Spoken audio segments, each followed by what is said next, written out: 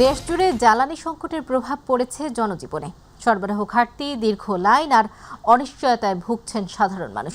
রাজধানী সহ বিভিন্ন এলাকায় তেল পেতে ঘন্টার পর ঘন্টা অপেক্ষা করতে হচ্ছে গ্রাহকদের। এই পরিস্থিতিতে স্বাভাবিক জীবনযাত্রা ব্যাহত হচ্ছে নানা স্তরে, নষ্ট হচ্ছে কর্মঘণ্টাও। বিস্তারিত জানাচ্ছেন শবনম অবনী। পেট্রোল পাম্প মালিকদের দাবি অনুযায়ী পর্যাপ্ত জ্বালানি তেল সরবরাহ না থাকায় বন্ধ রাখতে হচ্ছে বিভিন্ন পাম্প। যেসব পাম্প খোলা রয়েছে সেখানে লেগে আছে অসংখ্য গাড়ির জটলা। দীর্ঘ লাইন থাকায় অনেকেই ঘন্টার পর ঘন্টা দাঁড়িয়ে রয়েছেন জ্বালানির জন্য। 1 ঘন্টা, 1.5 ঘন্টা, 2 ঘন্টা, 2.5 ঘন্টা, 3 ঘন্টা লাগে। কি করা, কিছু করার না, দিতেছে না। অন্যান্য দিনের চেয়ে আজকে দেখলাম যে লাইনটা তুলনামূলক কম, এরপর এসে দাঁড়ালাম, তাও ঘন্টাখানেকের উপরে হয়ে গেছে। ঠিক মতো তেলে 1.5 ঘন্টা থাকানোর পরে যদি আপনার ট্যাঙ্কিটা ফুল পায় তাহলে আলহামদুলিল্লাহ, যদি 500 টাকা দেয় তাহলে তো আবার ঘুরে এসে দাম লাগবে। পর্যাপ্ত জ্বালানি না পাওয়ায় থমকে গেছে রাইড শেয়ারকারী চালকের আয়ের পথ। কর্মজীবীদের সময় নষ্ট হচ্ছে তেলের জন্য লাইনে থেকে। রাত্রে 2টায় আসছি তেল নেওয়ার জন্য, তখন সিরিয়াল ছিল মহাখালী রেল স্টেশনের কাছাকাছি, এখন পর্যন্ত নিতে পারি না, খুবই ভোগান্তি হচ্ছে। একেবারে মহাখালী থেকে সিরিয়াল ধরেছি, ওইখান থেকে আসতে আসতে পাম্প পর্যন্তই পাক্কা 10.5 ঘন্টা লেগেছে। 2 লাইন করে তেল দিছে, এখন 1 লাইন করে তেল দিতেছে একটা নজেল দিয়ে। এখন প্রায় 11-12 ঘন্টা হয়ে গেছে, এখন আমি 1 লিটার তেল নিতে পারি না। এখন কয় লিটার তেল দিবে তাও আমি জানি না। জ্বালানি মন্ত্রণালয়ের যুগ্ম সচিব মনির হোসেন চৌধুরী বলেন, অবৈধভাবে তেল মজুত করায় জ্বালানির কৃত্রিম সংকট সৃষ্টি হয়েছে। এ যাবৎ সব মিলে 3,72,388 লিটার জ্বালানি পণ্য উদ্ধার করা হয়েছে। পেট্রোল পাম্প মাঝে মাঝে বন্ধ থাকছে, মানুষের মধ্যে প্যানিক বাইংটা এখনও বন্ধ হয়নি, যে কারণে পেট্রোল পাম্পগুলোর সাপ্লাই চেইনটাতে ইন্টারাপশন হচ্ছে মাঝে মাঝে। তারপরে হচ্ছে মজুদের টেন্ডেন্সিটা আমি প্রথমে আপনাদের মজুদের এটা শেয়ার করলাম। ফলে এইটা থেকে বেরিয়ে আসলে আমাদের স্বাভাবিক সরবরাহে কোনো সংকট নেই। কৃষি সহ বিভিন্ন খাতে তেল সরবরাহ নিশ্চিত করতে নির্দেশনা দেওয়া হয়েছে বলেও জানান তিনি। জেলা প্রশাসনের সাথে সভা করেছি, আমাদের ক্লিয়ার ইনস্ট্রাকশন হচ্ছে কৃষকদের ডিজেল প্রাপ্তি নিশ্চিত করতে হবে। নির্দেশনাটা এরকম, কোনো ব্লক সুপারভাইজার অথবা উপজেলা কৃষি কর্মকর্তার কোনো প্রত্যয়ন নিয়ে যে কৃষক ডিজেল চাইবে তাকে যাতে এটা প্রদান করা হয়, এটা এনশিওর করা হচ্ছে। শবনম অবনী, মাই টিভি, ঢাকা। বিদ্যুৎ, জ্বালানি ও খনিজ সম্পদ মন্ত্রী ইকবাল হাসান মাহমুদ জানিয়েছেন, দেশের বর্তমান পরিস্থিতিতে চাহিদা অনুযায়ী বিদ্যুতের কোনো ঘাটতি নেই। তিনি বলেন, গ্রীষ্মকালে সর্বোচ্চ চাহিদার সময় প্রাথমিক জ্বালানির ঘাটতি, সঞ্চালন ও বিতরণ অবকাঠামোর সীমাবদ্ধতা, বিদ্যুৎ কেন্দ্রের রক্ষণাবেক্ষণ কার্যক্রম এবং ঝড় বৃষ্টির কারণে মাঝে মাঝে বিদ্যুৎ বিভ্রাট দেখা দিতে পারে। বৃহস্পতিবার সংসদে ঢাকা 18 আসনের সংসদ সদস্য SM জাহাঙ্গীর হোসেনের এক প্রশ্নের জবাবে মন্ত্রী এসব তথ্য জানান। বিদ্যমান তেল শেষ হওয়ার আগেই বিকল্প বিভিন্ন উৎস থেকে ক্রয় করা তেল দেশে আসবে বলেও জানান জ্বালানি ও খনিজ সম্পদ মন্ত্রী। এ সময় পাম্পগুলোতে জ্বালানি তেলের সংকট প্রসঙ্গে মন্ত্রী বলেন, পেট্রোল পাম্পগুলোতে প্রতিদিন চাহিদা অনুসারে সঠিকভাবে তেল দেওয়া হচ্ছে, তবে মানুষ আতঙ্কিত হয়ে অতিরিক্ত কেনায় পাম্পগুলোতে এই দীর্ঘ লম্বা লাইন দেখা যাচ্ছে। এই বর্তমানে বিদ্যুতের কোনো ঘাটতি নেই। যে পরিমাণ তেল প্রতিদিন দেওয়ার কথা সেই পরিমাণ তেল আমাদের পাম্পগুলোতে সাপ্লাই করা হচ্ছে, কিন্তু ইরান ঘটনার পর থেকে হঠাৎ করে বিক্রি বেড়ে গেছে। বিক্রি বাড়া যাওয়ার ফলে যে পেট্রোল পাম্পে যে পরিমাণে তেল দিতাম 1 দিন 1.5 দিন লাগতো বিক্রি করতে, এখন 2 ঘন্টায় শেষ হয়ে যায়। সেই জন্য আপনার মানুষের যে প্যানিক বাইংটা শুরু হয়েছে, লাইন দেখা যায় কিন্তু পেট্রোল সাপ্লাই হয় না, এটা ঠিক না। পেট্রোল প্রতিদিন সাপ্লাই করা হয়। দেশে চলমান বিদ্যুৎ ও জ্বালানি সাশ্রয় প্রচেষ্টায় সরকারকে সহযোগিতার লক্ষ্যে রাত 8টার মধ্যে রাজধানী সহ সারা দেশে সব দোকান, বাণিজ্য বিতান এবং শপিং মল বন্ধের সিদ্ধান্ত নিয়েছে বাংলাদেশ দোকান ব্যবসায়ী মালিক সমিতি। আজ এক বিজ্ঞপ্তিতে এ তথ্য জানিয়েছে সংগঠনটি। বিজ্ঞপ্তিতে বলা হয়, বাংলাদেশ দোকান ব্যবসায়ী মালিক সমিতি ও ঢাকা মহানগর দোকান ব্যবসায়ী মালিক সমিতির স্ট্যান্ডিং কমিটির যৌথ সভায় আন্তর্জাতিক জ্বালানি সংকটের কারণে বিদ্যুৎ ও জ্বালানি সাশ্রয়ে সরকারকে সহযোগিতার লক্ষ্যে ঢাকা সহ বাংলাদেশের সব দোকান, বাণিজ্য বিতান এবং শপিং মল রাত 8টার মধ্যে বন্ধ রাখার সিদ্ধান্ত নেওয়া হয়েছে। তবে হোটেল, ফার্মেসি, জরুরি প্রয়োজনীয় সব দোকান এবং কাঁচা বাজার এই সিদ্ধান্তের আওতামুক্ত থাকবে। পেট্রোল পাম্পে অন্যায্য জরিমানা এবং বিভিন্নভাবে হয়রানির প্রতিবাদে সিলেট বিভাগ জুড়ে ডাকা অনির্দিষ্টকালের ধর্মঘট প্রত্যাহার করা হয়েছে।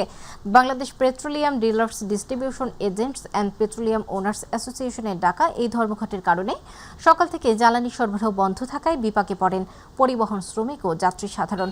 সকাল থেকে জেলা শহরের গ্যাস পাম্প ও পেট্রোল পাম্পে সৃষ্টি হয় লম্বা লাইন। দীর্ঘক্ষণ পাম্পে অপেক্ষা করে জ্বালানি সরবরাহ না করতে পারায় ক্ষোভ প্রকাশ করেন পরিবহন শ্রমিকরা।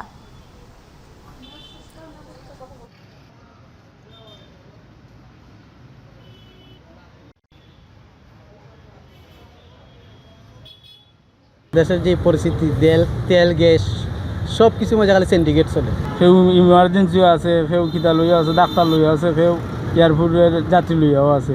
আমরা জানি না, আমরা সকাল 9টার সময় আইসি পাম্প দেখি পাম্প গ্যাস নাই। আমরা যদি সকাল থেকে আমরা আগের দিনও জানতাম তাহলে তো আমরা আসতে আইতাম না, যাইতাম আমরা এয়ারপোর্ট যাওয়া আমরা বন্ধ। ভোগান্তিতে এই যে অফিসের কাজে কালকে যাব, আজকেও অফিসের কাজ করব, মানে এইদিকে তো আবার কাজের হ্যাম্পার হইতেছে। দর্শক, এবার দ্বীপ জেলা ভোলা থেকে জ্বালানি সরবরাহ পরিস্থিতি জানাতে যুক্ত হচ্ছেন সহকর্মী আরিফ হোসেন লিটন। লিটন, ভোলায় জ্বালানি তেল সরবরাহ পরিস্থিতি কেমন দেখছেন জানাবেন। আপনি জানেন যে মধ্যপ্রাচ্যে যুদ্ধের কারণে গোটা দেশ জুড়ে যে তেলের সংকট দেখা দিয়েছে, সেই সংকটের কিছুটা চিত্র কিন্তু আমি এখন আপনাকে উপকূলীয় জেলা দ্বীপ জেলা ভোলাতে দেখাতে চাই। ভোলাতে কয়েকটি ফিলিং স্টেশনে তোল সরবরাহ বন্ধ থাকলেও আমি এখন যেই তোল পাম্পটিতে আছি এটি হলো ভোলা জুগিরকুলের মাসাল্লাহ পাম্প স্টেশন। এখানে কিন্তু এখানে কিন্তু এই সংকটের মধ্যেও তেল দিয়ে যাচ্ছে এই পাম্প মালিক। তো পাম্প মালিকের এখন তিনি আমার সাথে আছেন। আমি আপনার সাথে জানতে চাইবেন যে আপনার এখানে যেমনটা দেখলাম যে 70,000 লিটার তেলের এখানে মজুদের একটি ব্যবস্থা রয়েছে। আপনি কি ডিপু থেকে তেল সম্পূর্ণ পাচ্ছেন এবং সম্পূর্ণ সেবা দিতে পারছেন কিনা, এবং দৈনিক কত টাকার, এই যে দেখলাম হোন্ডার যে বড় লাইন পড়ে আছে, কত টাকা তোল দিচ্ছেন? আমাকে দৈনিক তেল দিচ্ছে না ডিপু থেকে। আমার এখানে মজুদ আছে 60,000 লিটারের, কিন্তু আমাকে গতকালকে তেল দিছে 3,000 litre petrol, 3,000 litre octane, 3,000 litre diesel. তো 2 দিন 3 দিন পর কিংবা একদিন পর আমাকে এরকম করেই দেয়। সর্বোচ্চ 4,000 লিটার পেট্রোল দেয় আমাকে। 3 দিন আগে দিয়েছে স্রেফ 4,000 লিটার পেট্রোল আর 8,000 লিটার ডিজেল, আর কালকে দিচ্ছে আমাকে 3,000 করে। তো যেটুকু দেয় আমি যদি সঠিকভাবে সরবরাহ করার চেষ্টা করি সকলের মাঝে, হয় 200 টাকার না হয় 300 টাকার, আর এছাড়া আমার আর দেওয়া সম্ভব হয় না, অথবা 2 লিটার করে তেল দিচ্ছি।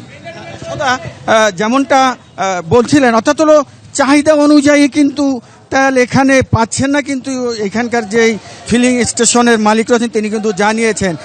একটি বিষয় আপনাকে জানিয়ে রাখি যে এই তেল সংকটের কারণে কিন্তু এখানে যেই মূল সদরের পাশে যেই স্টেশনটি রয়েছে এখানে হোন্ডার কিন্তু একদম উৎসে পড়া ভিড় দেখা যায়। কাতারে কাতারে এখানে হোন্ডার ভিড় রয়েছে। সকাল থেকে কিন্তু এই সারিবদ্ধভাবে তেল নেওয়ার জন্য ঘন্টায় ঘন্টায় অপেক্ষা করতেছেন। আমি এখন একজন হোন্ডার বাইকারের কাছে জানতে চাইবো, আপনি কতক্ষণ পর আপনার কাঙ্ক্ষিত তেল পাচ্ছেন? আমি ভাই অফিস করে সারাদিন অফিস করে গরমে দাঁড়াইয়া 2 ঘন্টা লাইন দিয়া তারপরে আমি মাত্র 300 টাকার তেল পাচ্ছি। এতে করে ভাই 300 টাকার তেল আমি কয়দিন চালাতে পারবো? খুব কষ্টে আমি দিন কাটাচ্ছি, এত সারাদিন অফিস করে, এরপরে এই যে লাইন দিয়া তেল নিয়া ভাই এতে করে আমাদের জীবন অতিষ্ঠ হয়ে যাচ্ছে। ধন্যবাদ ভাই আপনাকে।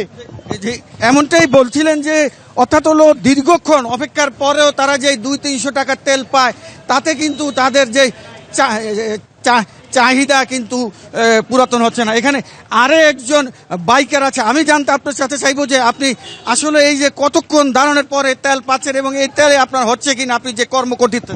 আমি একটা ওষুধ কোম্পানির চাকরি করি, আমাদের প্রতিনিয়তই অনেক হোন্ডা চালাইতে হয়, কিন্তু আমরা আজকে আমি 1.5 ঘন্টা দাঁড়িয়ে আমি তেল নিতেছি 300 টাকার তেল, কিন্তু আমাদের প্রতিদিনই অনেক দূর হইতে হয় এবং এই তেলে আমাদের সন্তুষ্ট না। আমরা চাই তেলটা অ্যাভেলেবেল হোক। অ্যাভেলেবেল হওয়ার জন্যই কিন্তু সদা এখানে যারা বাইকার সহ যানবাহন আছে পরিবহনে তারা কিন্তু এমনটা দাবি করে আসছেন। তবে প্রশাসনের পক্ষ থেকে কিন্তু যারা অবৈধভাবে মজুদ করেছে তাদেরকে কিন্তু যে মোবাইল কোডের মাধ্যমে জরিমানা করতেও কিন্তু বলাতে দেখা গিয়েছে। তো এখানে যে এই ফিলিং স্টেশনের যে মালিক রয়েছেন, আমি আপনার কাছে আরেকবার একটু জানতে চাইবো যে আসলে এই চাহিদাটা পূরণ হওয়ার কোনো ইয়ে আছে কিনা আপনি মনে করতেছেন? সরকার আসলে তেল দিচ্ছে এবং মজুদও আছে, কিন্তু মানুষ ম্যাক্সিমাম বাইকে তেল আছে 8 লিটার 10 লিটার, তারা আবার নিচ্ছে, একই হোন্ডা ঘুরে ঘুরে আসতেছে। কিন্তু তারা কেন এরকম করতেছে জানি না। সরকার আমাদেরকে দিচ্ছে, আমরাও সরবরাহ করছি, কেউ দিচ্ছে দিচ্ছে আমি জানি না, কিন্তু আমি দিচ্ছি। এখন আমার হ্যাঁ, আজকে কিন্তু যেমনটা বলা হয়েছে সংসদে জ্বালানি মন্ত্রীদের পর্যাপ্ত পরিমাণ তেল দেওয়া হচ্ছে, তাহলে আপনারা কেন দিচ্ছেন না? আমি প্রত্যেক দিন তেল দিচ্ছি, কালকে রাতে 4টা পর্যন্ত তেল দিয়েছি। আমার সাথে প্রশাসনের লোক আছে, ভোলা জেলা পুলিশ সুপার মহোদয় এবং জেলা প্রশাসক মহোদয়কে ধন্যবাদ। তারা আমাকে সর্বোচ্চ সহযোগিতা 24 ঘন্টা পুলিশের মাধ্যমে, পুলিশের সহযোগিতায় আমি তেল দিয়ে যাচ্ছি। আমি ডিজেল প্রত্যেক দিন সর্বোচ্চ গেলেও আমাদের কমপক্ষে 100-এর উপরে ট্রাক এবং 70টা বাস নর্মালি আমরা তেল দিচ্ছি। আমাদের এখানে জিএসবির লোক আছেন, উনি কালকে 4টায় গেছেন, পরশু দিন রাতে 4টায় গেছেন, সকাল 7টায় শুরু করি, 4টা পর্যন্ত তেল দিই রাত্রে। এখানে একজন প্রশাসনের লোক আছেন ডিএসবির, তিনি আমি এখানে একজন প্রশাসনের যে লোক আছে, আমি আপনার কাছে জানতে চাইবো যে এই যে ফিলিং স্টেশনটিতে আপনারা আসলে আপনাদের কাজটা কি, তেলটা আপনারা আসলে কিভাবে আসে বা কিভাবে দেওয়ার কাজ করছেন? জি, ধন্যবাদ আপনাকে, মাই টিভিকে অসংখ্য ধন্যবাদ। আমরা সকাল থেকে এই সম্পূর্ণ নিরাপত্তা ডিউটি করতেছি এবং আমাদের সিরিয়াল অনুসারে আপনারা তেলগুলা পাম্পওয়ালা সরবরাহ করতেছেন এবং আপনার যেটা নির্ধারিত যে একটা সীমিত 300 টাকা করে পাম্প মালিকরা তেল দিতেছে এবং সবাই এই পাম্পে তেল পাইতেছে এবং সবাই খুশি এই তেল পাম্প থেকে তেল পাওয়ায়। অর্থাৎ হলো যেমনটা বলছিলেন সদাত, অর্থাৎ প্রশাসনের করা নজরদারির মধ্য দিয়ে কিন্তু বোলার যে এই পাম্পটিতে এখন তেল দেওয়া হচ্ছে, অর্থাৎ এই মাসাল্লা যে ফিলিং স্টেশন, এখানে যে তেল দেওয়া হচ্ছে, প্রশাসন সকাল থেকে মধ্যরাত পর্যন্ত যতটুকু পারছেন চাহিদা অনুযায়ী কিন্তু তেল দিয়ে যাচ্ছেন বলে আমাকে এখান থেকে যেমনটা জানা হয়েছে। আমি নিজেও কিন্তু ঘুরে দেখেছি, প্রশাসনের পক্ষ থেকে কিন্তু প্রশাসন নিজে দাঁড়িয়ে থেকেই এখানকার তেল দিচ্ছেন। তো এই ছিল বোলা পেট্রোল পাম্প থেকে আমার সর্বশেষ খবর। সৌদা, লিটন, আপনাকে ধন্যবাদ। দর্শক, দ্বীপ জেলা ভোলা থেকে ফিলিং স্টেশনগুলোতে তেল সর্বশেষ পরিস্থিতি জানাচ্ছিলেন আমাদের সহকর্মী আরিফ হোসেন লিটন। ভোক্তা পর্যায়ে নির্ধারণ করা হয়েছে এলপি গ্যাসের দাম।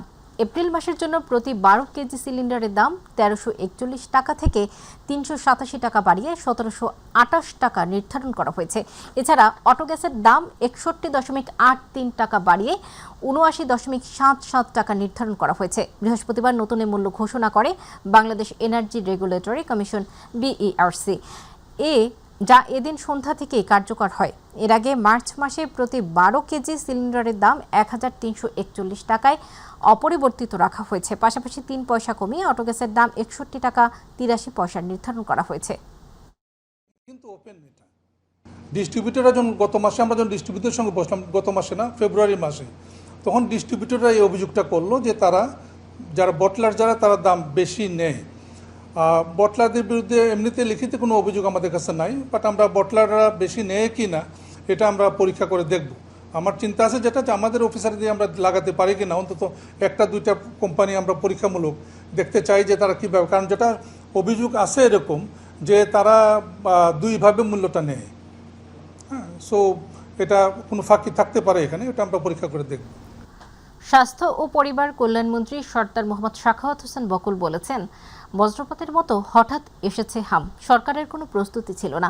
সকালে শিশু হাসপাতালে হামের চিকিৎসার কার্যক্রম পরিদর্শন করে তিনি কথা জানান। বলেন, বাবুল সিরাপের ব্যবহার বাড়ালে ভেন্টিলেটরের প্রয়োজনীয়তা কমে যাবে। তিনি জানান, ইউনিসেফের কাছ থেকে সংগ্রহ করা ভ্যাকসিন দিয়ে আগামী রোববার থেকে শুরু হবে টিকাদান কর্মসূচি। আরও জানাচ্ছেন জাহিদ আহমেদ বাবু।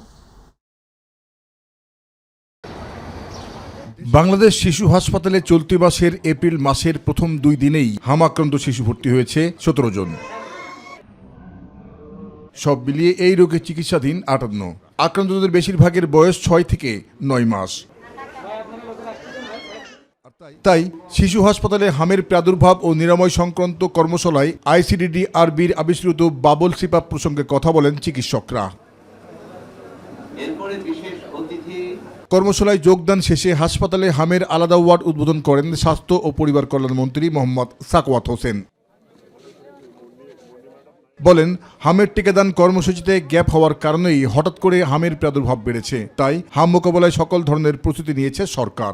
2020-21 সনে হামের টিকা দেওয়া হয়েছিল 1 মাস। তার পরবর্তীতেও বাচ্চা জন্ম হয়েছে আমাদের দেশে। ওই সময় অনেক ড্রপ আউট হয়েছে। টিকার অভাবে যেহেতু টোটাল জনগোষ্ঠীকে কভার করা যায় নাই, ওই রেঞ্জটাকে 6 মাস থেকে নিউ বেবি থেকে 10 বা 15 বছর পর্যন্ত এই গ্যাপটার ভিতরে মিজেলসের আক্রমণটা বেড়েছে। মিজেলসের আক্রমণ বাড়ার সাথে সাথে আমরা সরকারের পক্ষ থেকে আমাদের সীমিত সম্পদের ভিতরে আমরা আপ্রাণ চেষ্টা করে যাচ্ছি এটাকে মোকাবেলা করার জন্য। গত 2-2.5 সপ্তাহে আমাদের ডেথ ক্যাজুয়ালিটিজ আমাদের অনেক কমে এসেছে। জানান, ইউনিসেফের কাছ থেকে সংগ্রহ করা ভ্যাকসিন দিয়ে আগামী রোববার থেকে শুরু করা হবে টিকাদান কর্মসূচি। অবাধে একটা পানির বুদবুদ সৃষ্টি করার মাধ্যমে লাংয়ের ভিতরে লাংকে ক্লিয়ার করার জন্য অক্সিজেন ঢুকানোর একটা নতুন পদ্ধতি আবিষ্কার করেছে। জাহিদ আহমেদ বাবু, মাই টিভি, ঢাকা। বছরের শুরু থেকে কুমিল্লা জুড়ে আশঙ্কাজনক হারে বাড়ছে হামের সংক্রমণ। দিন দিন আক্রান্তের সংখ্যা বৃদ্ধির পাশাপাশি দেখা দিচ্ছে নানান জটিলতা। এসব রোগীদের চিকিৎসা, পর্যাপ্ত আবাসন ব্যবস্থা ও সেবার মান নিয়ে অভিযোগ রয়েছে স্বজনদের। বিস্তারিত জানাচ্ছেন কুমিল্লা প্রতিনিধি আবু মুসা। সারা দেশের ন্যায় কুমিল্লায় প্রতিদিনই বাড়ছে হাম রোগীর সংখ্যা। চলতি বছর এ রোগে আক্রান্ত 3 শিশুকে আশঙ্কাজনক অবস্থায় ঢাকায় প্রেরণ করা হলে চিকিৎসাধীন অবস্থায় সেখানেই তাদের মৃত্যু হয়। হঠাৎ করে এসব রোগে আক্রান্ত হওয়ায় রোগীর স্বজনরা দিশেহারা। তারা বলছেন, কুমিল্লা মেডিকেল কলেজ হাসপাতালে রোগীদের জন্য নেই পর্যাপ্ত আবাসন ব্যবস্থা। সেবার মান নিয়েও অভিযোগ করেছেন কেউ কেউ। হাম ভাইরাস হতে পারে, পরে দেখলাম যে এটা ধীরে ধীরে বৃদ্ধি পাইতে অনেক বেড়ে গেছে। মুখের থেকে প্রথমত মুখে অনেক গা ছিল, এটা খাওয়ার পরে থেকে এই জিনিসটা দেখা যাচ্ছে। একদমই খায় না, চোখ বন্ধ করে রাখছে। আজকে 7 দিন ধরে কিছু খায় না। আর এই যে হসপিটালে আমরা যেটা করতে যাই, হ্যাঁ কাছে সিট নিতে নিচে সিট দিচ্ছে নোংরার ভিতরে, তারপর 100 টাকা দিতে হয়। চিকিৎসকরা জানান, রোগীর সংখ্যা বাড়তে থাকায় হামাক্রান্ত শিশুদের আইসোলেশনে রেখে সার্বক্ষণিক চিকিৎসা দেয়া হচ্ছে। এছাড়া এসব রোগের লক্ষণ দেখা দিলে দেরি না করে হাসপাতালে নিয়ে যাওয়ার পরামর্শ দিয়েছেন এই চিকিৎসক। যদি দেখেন আপনাদের বাচ্চার জ্বর, কাশি, স্কিনের মধ্যে যদি আপনারা লালচে র্যাশ দেখেন, তাহলে সাথে সাথে আপনার নিকটস্থ হাসপাতালে চলে আসবেন এবং চিকিৎসকের পরামর্শ নেবেন। জেলার স্বাস্থ্য কর্মকর্তা জানান, ইতিমধ্যে হামে আক্রান্ত আশঙ্কাজনক 3 শিশুকে ঢাকায় পাঠানো হলে চিকিৎসাধীন অবস্থায় তাদের মৃত্যু হয়েছে। এছাড়া চলতি বছর এখন পর্যন্ত কুমিল্লায় হাম রোগে আক্রান্ত হয়েছে 91 জন। সন্দেহজনক হাম রোগী হচ্ছে 91 জন এই পর্যন্ত এই বছরে। 2026 সালে পুরো সালে হাম রোগে 3 জনের মৃত্যু হয়েছে, কিন্তু তারা প্রত্যেকেই সাসপেক্টেড। হামরোগ সম্পর্কে এখনো তেমন কোনো ধারণা নেই বেশিরভাগ মানুষের। ছোঁয়াচে এ রোগ বিস্তার রোধে চিকিৎসার পাশাপাশি জেলা স্বাস্থ্য বিভাগের প্রচার প্রচারণা প্রয়োজন বলছেন সচেতন মহল। আবু মুসা, মাই টিভি, কুমিল্লা। নেত্রকোনায় বাড়ছে হাম রোগের সংক্রমণ। জেলায় এখন পর্যন্ত 13 জন বিভিন্ন হাসপাতালে চিকিৎসাধীন রয়েছে। এছাড়া আরও 31 জন সন্দেহভাজন, মোট 44 জনের শরীরে হামের নমুনা পাওয়া গেছে বলে জানিয়েছে জেলা স্বাস্থ্য বিভাগ। বৃহস্পতিবার সকাল পর্যন্ত জেলা সদর সহ 4টি উপজেলায় 44 জনের শরীরে হামের লক্ষণ শনাক্ত হয়েছে।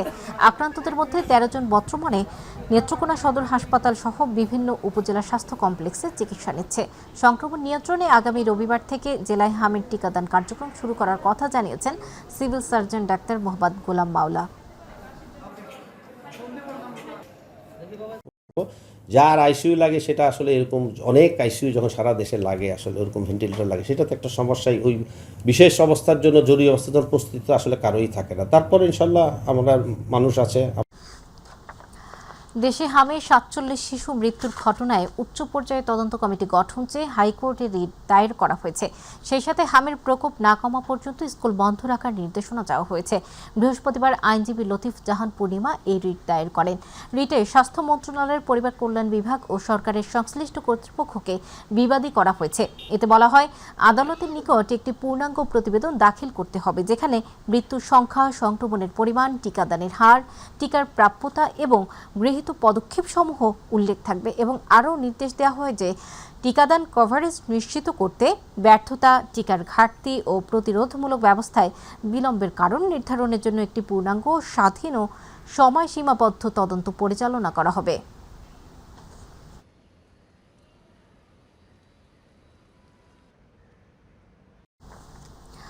অন্তর্বর্তীকালীন সরকারের আমলে জারি করা ১৩৩টি অধ্যাদেশ যাচাই বাছাই শেষে প্রতিবেদন জমা দিয়েছে সংসদীয় বিশেষ কমিটি। প্রতিবেদনে ২০টি অধ্যাদেশ বিলুপ্ত বা বাতিল করার সুপারিশ করা হয়েছে। সন্ধ্যায় জাতীয় সংসদ অধিবেশনে এই প্রতিবেদনটি উপস্থাপন করা হয়। প্রতিবেদনে অধ্যাদেশগুলোর ভবিষ্যৎ কার্যকারিতা ও সংশোধনের বিষয়ে বিস্তারিত রূপরেখা তুলে ধরা হয়েছে।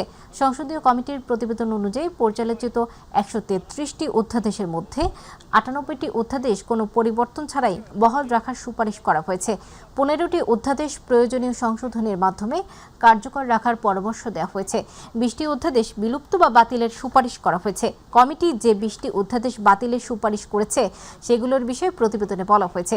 ১৬টি অধ্যাদেশ বর্তমানে এগুলো বিলুপ্ত হলেও পরবর্তী সময় সংশ্লিষ্ট মন্ত্রণালয়গুলো বিল আকারে সংসদে উত্থাপন করবে। ৪টি অধ্যাদেশ স্থায়ীভাবে বাতিল ও সংরক্ষণের সুপারিশ করা হয়েছে। প্রতিবেদন সর্বসম্মত হলেও ২০টি অধ্যাদেশের বিষয়ে কমিটির বিরোধী দলীয় সংসদরা দ্বিমত পোষণ করেছেন এবং নোট অব ডিসেন্ট প্রদান করেছেন। তাদের আপত্তির জায়গাগুলো হলো অপরিবর্তিত রাখার সুপারিশ করা ৪টি অধ্যাদেশ, সংশোধনের সুপারিশ করা ২টি অধ্যাদেশ, বাতিল করে পুনরায় বিল আকারে আনার তালিকায় থাকা ১১টি অধ্যাদেশ, স্থায়ীভাবে বাতিলের তালিকায় থাকা ৩টি অধ্যাদেশ। সংসদীয় কমিটির এই প্রতিবেদনটি এখন সংসদে আলোচনার পর চূড়ান্ত সিদ্ধান্তের জন্য গৃহীত হবে। দেশের নাগরিক হিসেবে সনাতন ধর্মাবলম্বীদের যে কোনো সমস্যা সমাধানে প্রধানমন্ত্রী তারেক রহমান আন্তরিক বলে জানিয়েছেন বাংলাদেশ পূজা উদযাপন পরিষদের সাধারণ সম্পাদক সন্তোষ শর্মা। আর ত্রাণ ও দুর্যোগ ব্যবস্থাপনা মন্ত্রী আসাদুল হাবিব দুলু বলেছেন, ভূমিকম্প মোকাবেলায় ১,৪৫,০০০ স্বেচ্ছাসেবকের খসড়া তালিকা তৈরির পাশাপাশি সচেতনতা সৃষ্টির লক্ষ্যে শিক্ষা প্রতিষ্ঠানের শিক্ষক ও শিক্ষার্থীদের প্রশিক্ষণের কথা ভাবছে সরকার। সচিবালয়ে প্রধানমন্ত্রীর সাথে সাক্ষাৎ শেষে তারা এসব কথা বলেন। ইউসুফ আলীর রিপোর্ট। প্রতিদিনের ন্যায় সকাল ৯টা ২৫ সচিবালয়ে প্রবেশ করেন প্রধানমন্ত্রী তারেক রহমান। প্রধানমন্ত্রীর সাথে তার কার্যালয়ে সাক্ষাৎ করতে যান বাংলাদেশ পূজা উদযাপন পরিষদের একটি প্রতিনিধি দল। হৃদ্যতাপূর্ণ পরিবেশে বৈঠক শেষে বাংলাদেশ পূজা উদযাপন পরিষদের সাধারণ সম্পাদক সন্তোষ শর্মা বলেন, হিন্দু ধর্মাবলম্বীদের নানা সমস্যা শুনে তা দ্রুত সমাধানের আশ্বাস দিয়েছেন প্রধানমন্ত্রী তারেক রহমান। বাংলাদেশের হিন্দু সম্প্রদায়ের যে সমস্ত সমস্যা সেগুলো আমরা সবগুলো তুলে ধরেছি।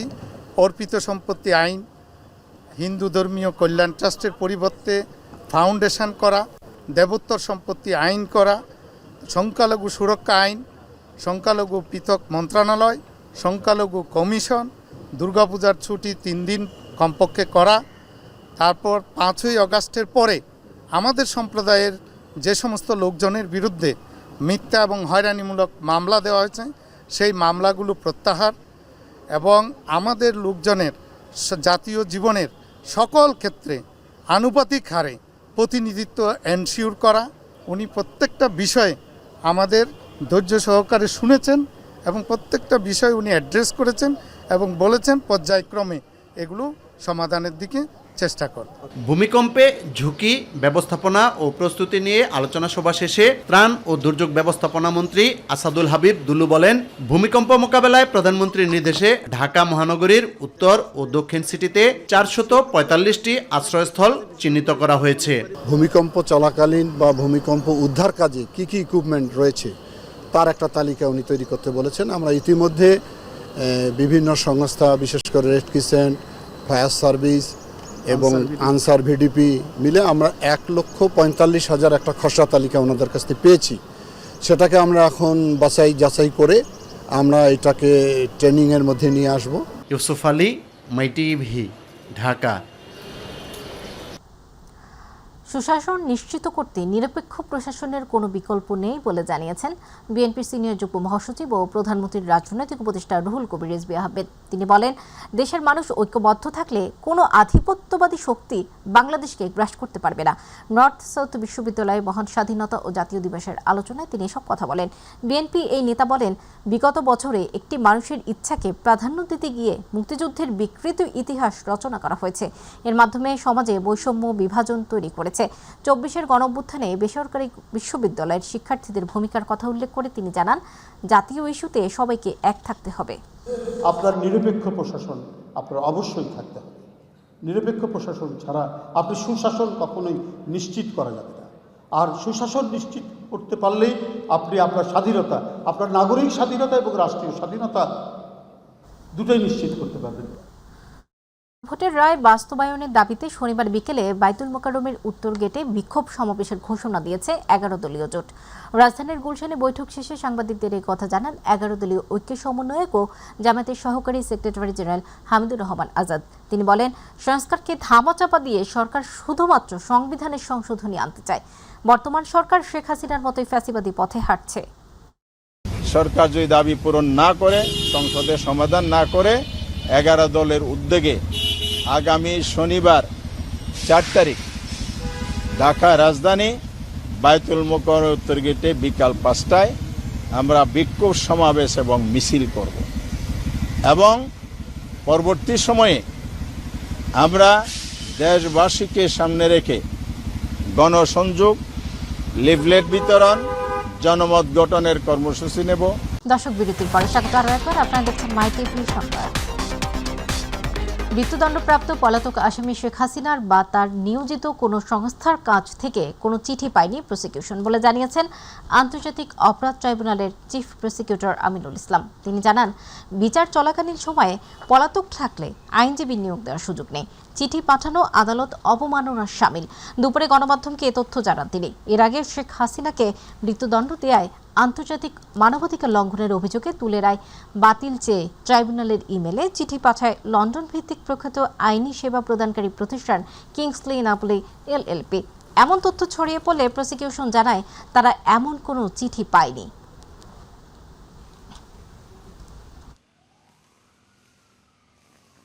একজন পলাতক আসামির পক্ষে পৃথিবীর কোনো ল ফার্ম সেটা লিগেলি তারা এরকম লিখতে পারেন না। এই জাতীয় কার্যক্রম শুধু বেআইনি নয়, এই জাতীয় কার্যক্রম আমাদের ট্রাইব্যুনালের কার্যক্রমকে মানে প্রশ্নবিদ্ধ করার এবং এটা কন্টেম্পচুয়াস। দৃশ্যত এটা আদালত অবমাননার শামিল। জাসদ সভাপতি হাসানুল হক ইনুর বিরুদ্ধে চলমান মানবতাবিরোধী অপরাধের মামলার পুনঃতদন্ত চেয়ে আবেদন করা হয়েছে।